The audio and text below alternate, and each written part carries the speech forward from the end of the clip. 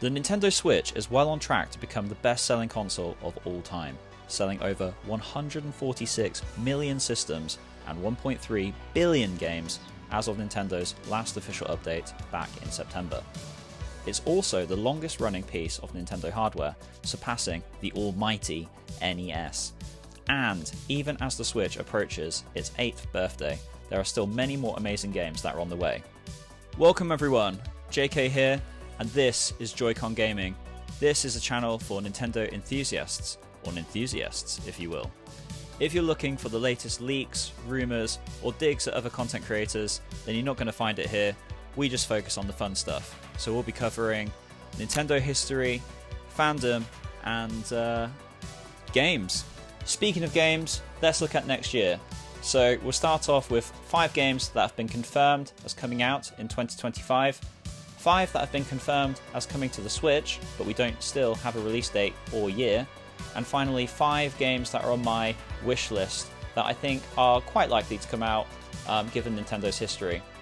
And then finally, for those who stick around to the very end, I'll give my bonus pie in the sky dream game that, like, I don't know if it's going to come out or not, but if it does, I'll be very happy.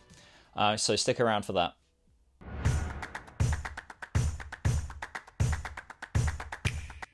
Right then, let's get the massive Metroid-shaped elephant out of the room. Metroid Prime 4 Beyond is slated for release in 2025. Now, it was originally released back in 2017. Yes, we've all been waiting that long. But unfortunately, the game went through some developmental issues, which slowed its development. It started production again with Retro Studios, the original developers for the Metroid Prime series.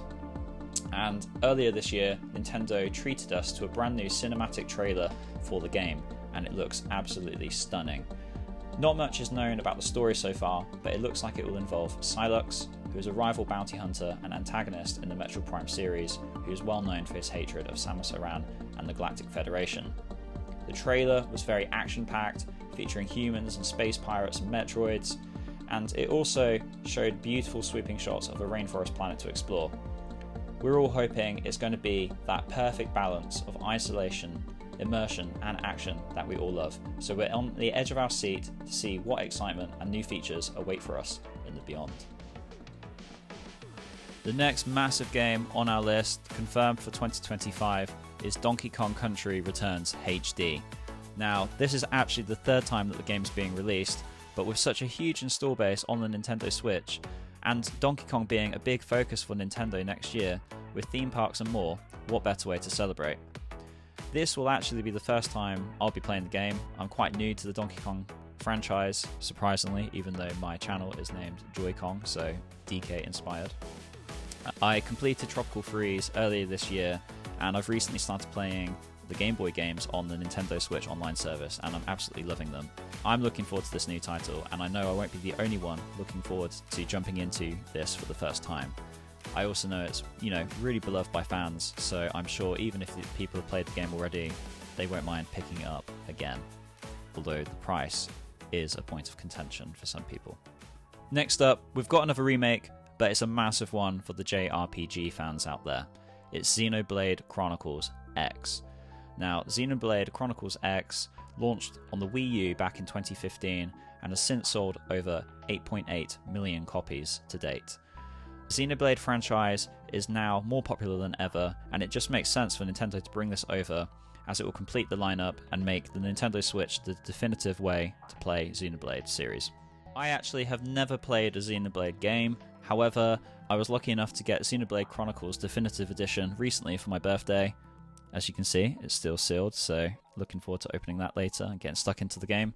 I know that it's going to be a big time sink, but one that will be very addictive and very fun. So yeah, I'm looking forward to getting into that, and hopefully I can get through the other games in time for when X launches, although I think that may be a little optimistic. Pokemon Legends ZA is coming in 2025, and it's going to be absolutely colossal. Now, the last Legends game was Arceus back in 2022, and that introduced a new way to play the Pokemon series, and it was very well received. Later in the year though, we got Pokemon Violet and Scarlet, which introduced a new generation of Pokemon. However, it wasn't as well received because of the massive performance issues with the games. Now, it looks like Game Freak is taking a little bit more time with Pokemon Legends ZA, and that really makes me excited. They've now experimented with a lot of different ideas and mechanics, and hopefully, now that they are more familiar with the Switch, and after the last set of Backlash, they'll put more time into developing the game and ironing out the bugs. And so I'm optimistic that this could be the Pokemon game that we've always dreamed of. Huge roster of Pokemon, a beautiful expansive world, open worlds that you can roam around and explore, smooth performance, online connectivity. What more could you ask for? The last game on my list of confirmed Nintendo games for 2025 is Professor Layton and the New World of Steam. Now, it's been 6 years since the last entry within the series, and it'll be the first time that the series is coming to the Nintendo Switch. So I'm really looking forward to joining Professor Layton and his apprentice Luke on this new adventure. Now, the trailer looks very interesting. It showcases a steampunk world that promises to deliver the same blend of puzzles, mysteries, and charm that has come to define the series.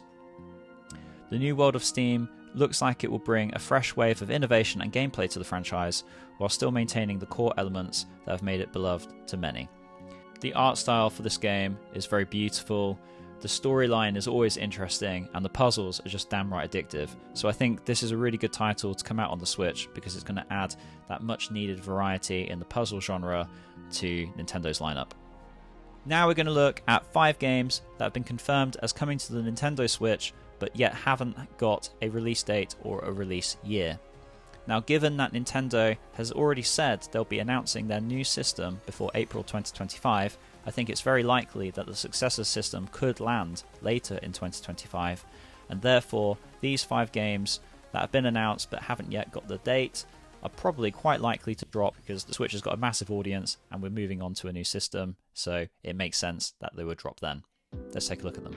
First up, we've got Hollow Knight Silksong.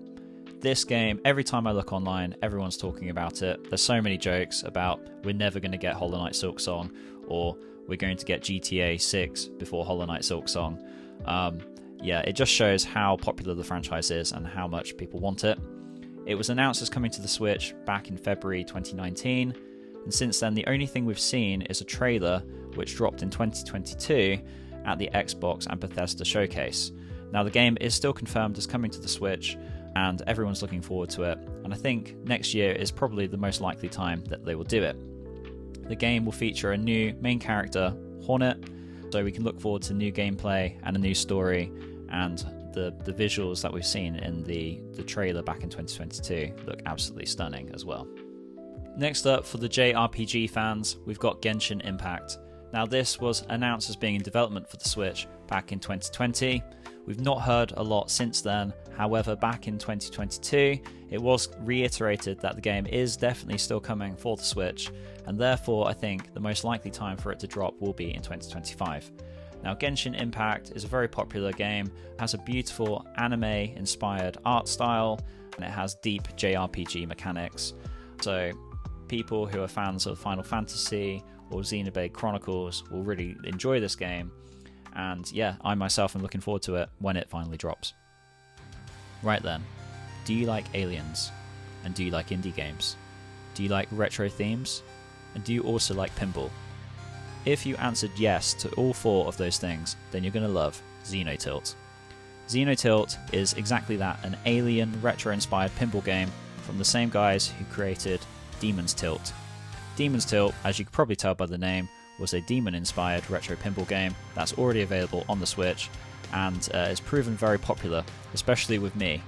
I have sunk so many hours into that game, and I'm always itching to beat my last score and see where I rank on the leaderboards.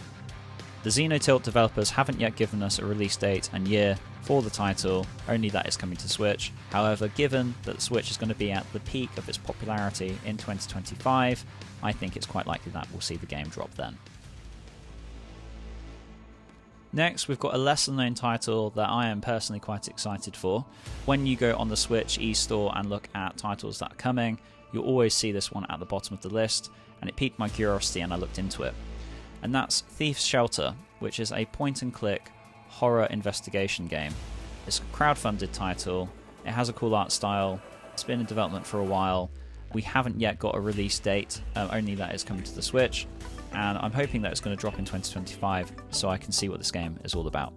Finally on my list, we've got Gecko Gods, which is a relaxing puzzle platformer game that's confirmed as coming to the Switch, which yet doesn't have a release date. The game is very beautiful. It looks a little bit like Rime in that it's sort of pseudo cel-shaded, bright and colourful. Control a tiny gecko exploring a mysterious island with the goal of saving your friend whilst learning more about the lore of the island and its forgotten civilization. The gameplay looks very unique. You're a gecko, so you can climb on any surface, walls and ceilings. It's focused predominantly on puzzle solving, however there will be some light combat as well. And the soundtrack and music for the game, as seen in the trailer, just sounds beautiful. So really looking forward to that. I think it's going to be a sleeper hit on the Switch, and yeah, I think it's likely it will drop in 2025, so let's look forward to that. Now let's take a look at what games I predict will come out in 2025.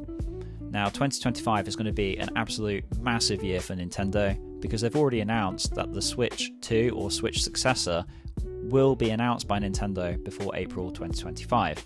And I think it's quite likely that that console will also launch within the same year, although that's not yet confirmed. Next year is also the 40th anniversary of Super Mario, and therefore what better way to combine a new console and its 40th anniversary than a big new title. Now I think given all of the recent love Nintendo has been given to Donkey Kong, that Donkey Kong will play an important part within the new title. I think they will go for a Super Mario Odyssey open world sandbox style adventure that will look absolutely stunning and introduce lots of new mechanics. Given that Astro Bot recently took Nintendo's throne at the Game Awards for Best Game and also Best Family Game, I think Nintendo will really push this next game and it will be very impressive. Now, if the Switch successor does launch in 2025, I predict that we will also see a game that shows off all of the mechanics of the new console. And what better way to do that than having a brand new Nintendo Land? Now, when the Wii U launched, Nintendo Land was a title. It showcased off a lot of the Wii U's innovative features in fun mini-game puzzles that you could enjoy with friends and family. And when the Switch launched, it also had 1-2 Switch, which was a similar sort of idea. Now, I think Nintendo won't return to the 1-2 Switch franchise, given that it was slightly divisive in terms of the quality of the game and its longevity in terms of its enjoyment. But Nintendo Land was a very popular franchise, albeit was kind of stunted by the Wii U's low sales numbers. Now I think given Nintendo Land was very popular, and it has a lot of potential, and I think the Switch successor will have a lot of new features it will want to show off, I think it's quite likely they'll wrap all of that up into that title. But let me know what you think. My third prediction is that we'll see a brand new Kirby game next year. We typically see a Kirby game every year to some degree. Sakurai's pretty consistent on that front. And with Nintendo Switch being at its absolute peak in terms of sales numbers, and with a potential successor system coming out in the same year, I think we could see a cross-generational title where it's a 2D style Kirby adventure that you can enjoy with friends and family in co-op mode. And I think they'll bring it out, they'll have some sort of new gimmick, and it will sell millions of copies. I think that's quite likely. In the same vein as Kirby, we typically see a new Zelda game every single year as well. And given that this year we got Echoes of Wisdom, and the previous year we got a big 3D title with Tears of the Kingdom, I think it's quite unlikely we'll get a brand new 3D or 2D Zelda game next year. And therefore it's more likely that we'll get a remake. The remake that I hope we'll see, and I think is quite likely, is Twilight Princess.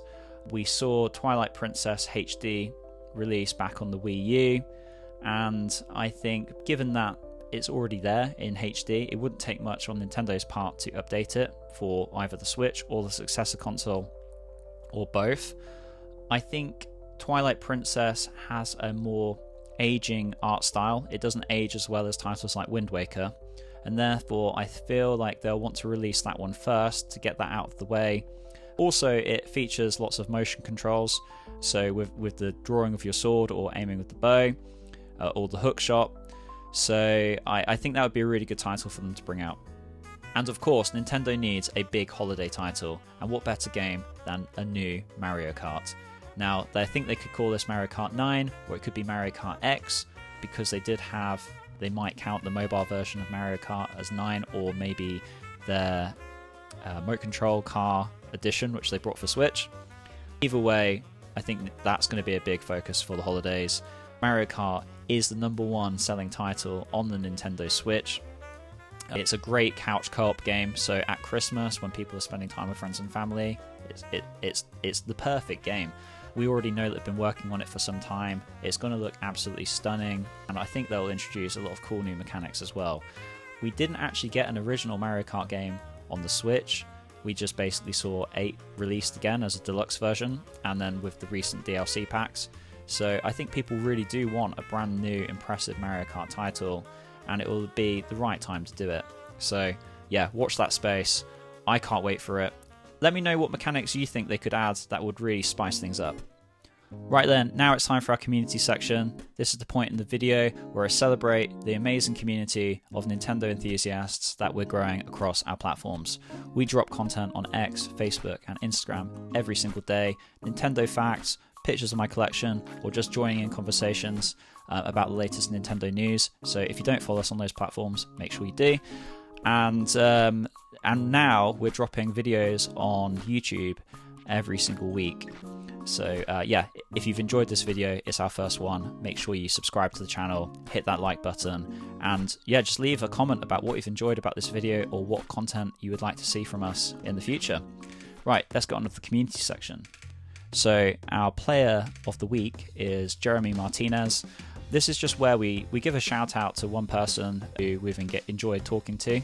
And our fan art feature of the week goes to Lonely Albino, who did this beautiful piece of the legendary ice Pokemon Suicune, this retro art pixel style. Beautiful colours, absolutely love it.